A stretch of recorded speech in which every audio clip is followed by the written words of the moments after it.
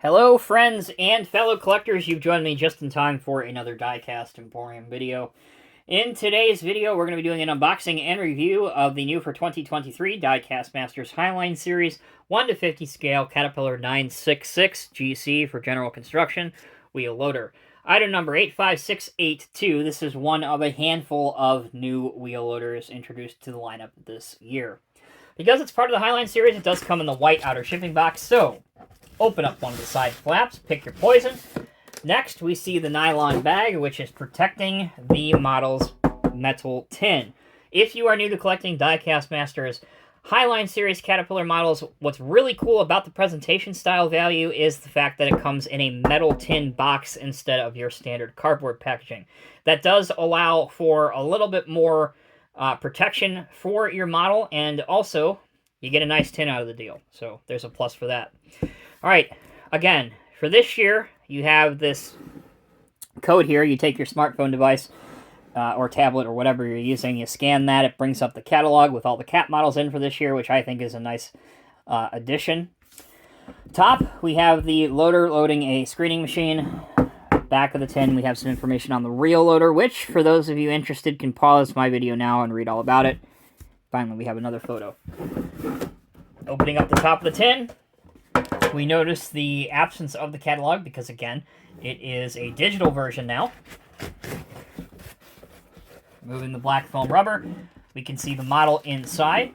There are no twisty ties. There's no pieces that are tying this model down. It is simply a matter of lifting it straight up. There's no accessories and no assembly to do. Your model is complete out of the tin. Welcome back, everyone. Let's go over some of the decals and highlight details on this model. As you can see, this version of the 966 has a little bit of a more aggressive tire option with the tire tread pattern on it. You can see that if I hold the model from the top and you look at the upside down version. You can also see the steering hydraulic rams.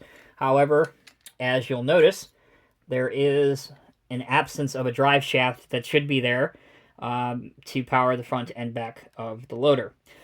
That said, you have a etched surface outside of the doorway, a plastic access ladder. Your handrails here and safety protection railings, those are metal. And these small access railings as well are plastic, but the paint match is excellent. You can't really tell. On the back, you have a larger counterweight with some lights on it. The counterweight, of course, is always to offset the weight of the bucket in the front, thus the name. This side, pretty similar to the other side. You can see the operator inside of the cab.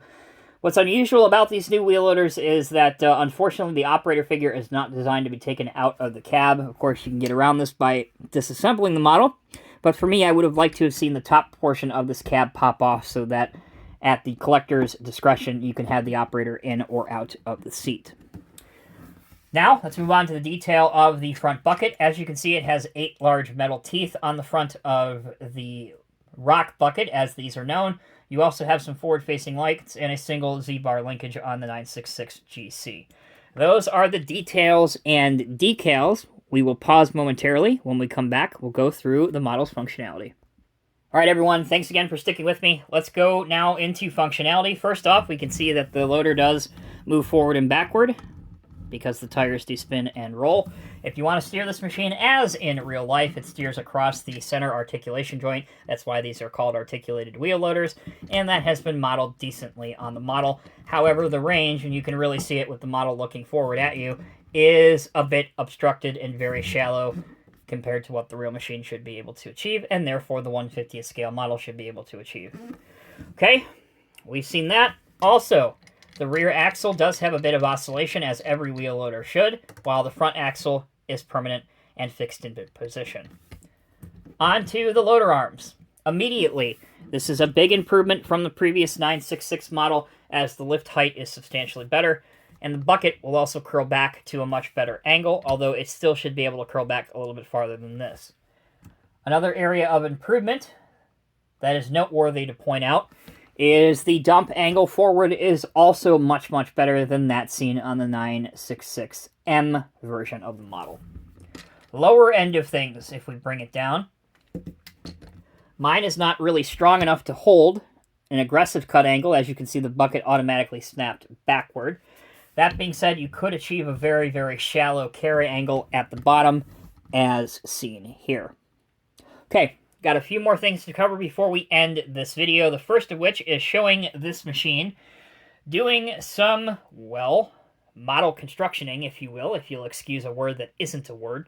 First off, let's pose it next to a Diecast Masters on-highway dump truck. In this case, it's a Western Star.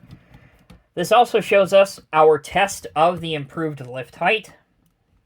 And as you can see, it is plenty high enough to get over the side. I'll do multiple angles for those that want to see it. Plenty high enough to get over the side of the truck. And again, the dump angle is excellent, so you should have no problem emptying your scale model ballast into your truck. That is one possible display option. How about having it on a lowboy trailer or a low loader for our friends across the rather large lake? So, once again, here's a Western Star heavy haul tractor. We have our Diecast Masters XL Specialized lowboy. The way to load a wheel loader like this, at least in the States, is to have it facing towards the rear.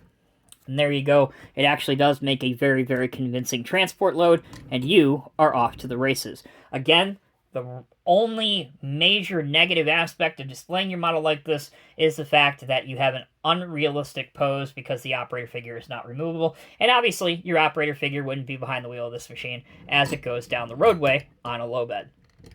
Finally, before we end the video, let's compare this to the new 966. So again, this model that you have been watching this video for the better part of the last 7 minutes is the GC version. Here is the standard 966 version. I'll show you several different angles, and I'll point out some of the obvious differences between the two. So here's the back.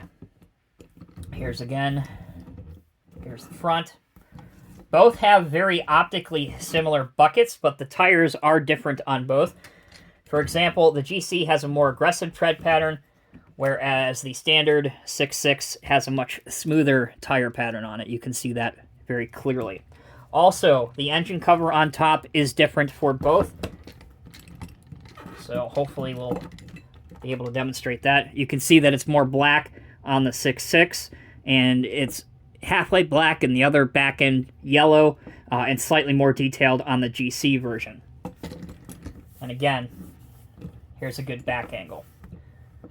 Another inaccuracy on all of these new wheel loaders, and it's a shame that this wasn't caught in quality control or QC. If you look, this cat logo is the old cat logo, and these should be the new Modern Hex logo that coincide with the rest of the Modern Hex graphics on these machines.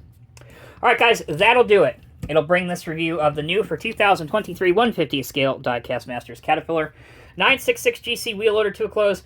Let me know what you think down in the comments section below. These are available now. Again, you can get everything from the new 966 all the way up to 972s, 980, 982. So plenty of wheel loader options available to the collector. Thanks again for watching. Until next time, take care, be well. I'll see you in the next review.